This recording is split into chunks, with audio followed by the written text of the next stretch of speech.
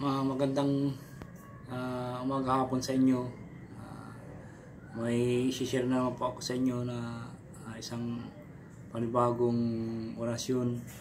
Titigan mo lang at kusa na itong habol-habol sa iyo. Ito po ay gayuma sa pagtitig po. Gayuma to. Bago umalis ng bahay ay magdasal ng tatlong Ama Namin, tatlong Habagin ng Maria, tatlong luwalhati, tatlong sumasampalataya, para may puder po kayo na papagana po kagad. At kapag karap mo na ang gusto mong babae, ay usalin sa isip lamang ng 3 beses, dahan-dahan lang po. Narito po ang orasyon na Kwa isumos salimay bitam sibi kreditong itong mukum binit Isus amuroa muis pax bobis persilam loksit amudimos puh. Salin po ng 3 beses po yung orasyon ito. Kwa isumos salimay bitang sabi kreditong itong mukum binit Isus amurua muis pax bobis persilam iloksi amordimos puh. 3 beses po bibigkasin sa isip lamang po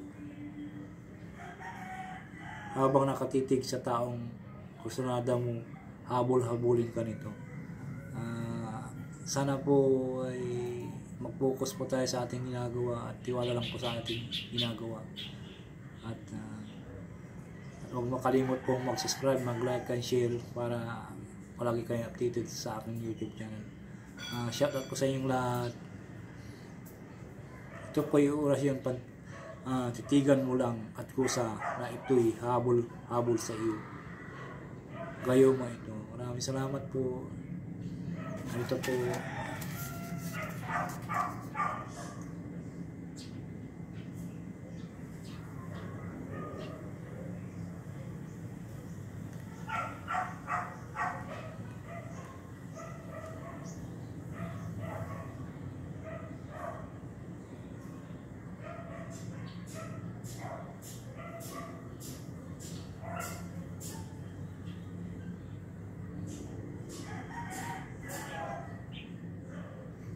Shoutout po sa inyong lahat. Sana po palagi kayo nasa mabuting kalagayan araw-araw. Huwag mo kalimot magdasal sa araw at gabi.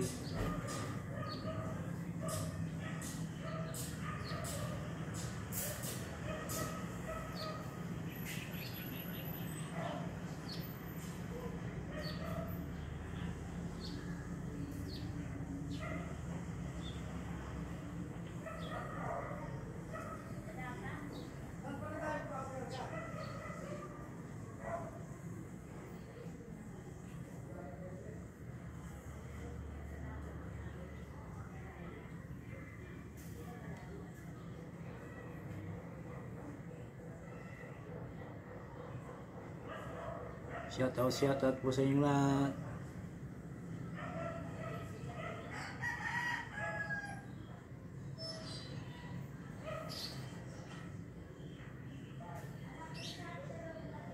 Maraming salamat po. Abay po, abangan nyo na lang po ang susunod kong video.